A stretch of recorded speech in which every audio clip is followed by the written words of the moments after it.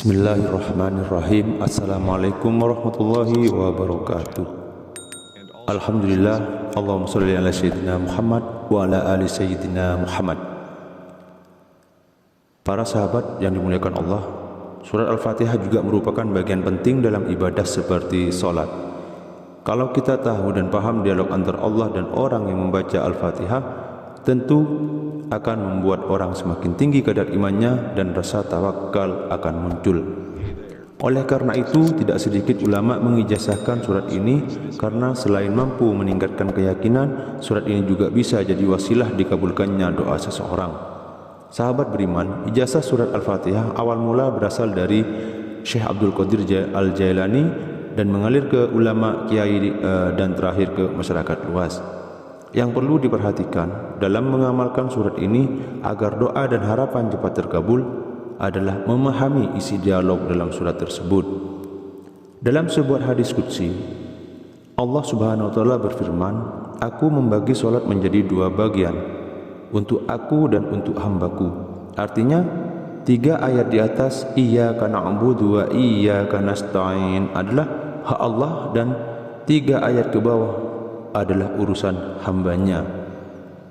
Ketika kita mengucapkan Alhamdulillah Rabbil Alamin, Allah menjawab, hambaku telah memujiku.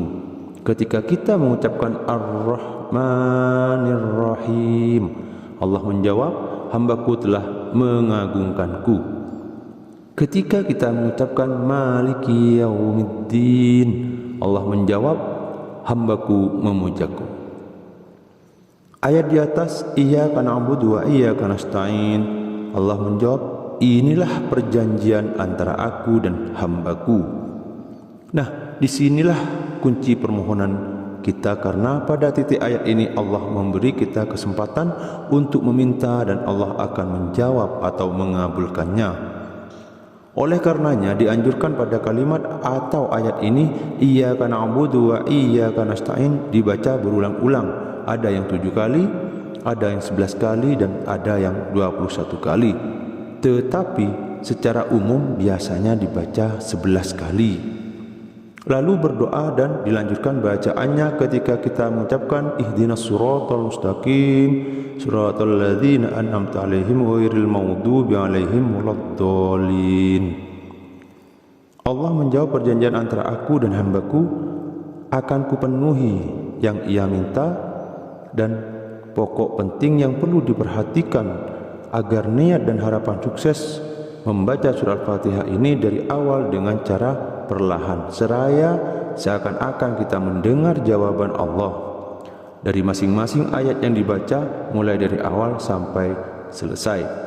Tidak cukup hanya mengambil bagian pokok saja pada kalimat ayat di atas iyyaka na'budu wa iyyaka nasta'in dan diisi doa lantas selesai, melainkan mulai dari awal surat harus diresapi.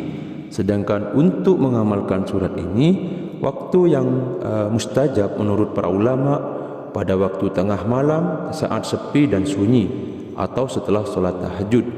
Semoga dengan membaca dan berdoa menggunakan surat ini, harapan dan permohonan kita diijabah langsung oleh Allah Subhanahu wa taala. Wassalamualaikum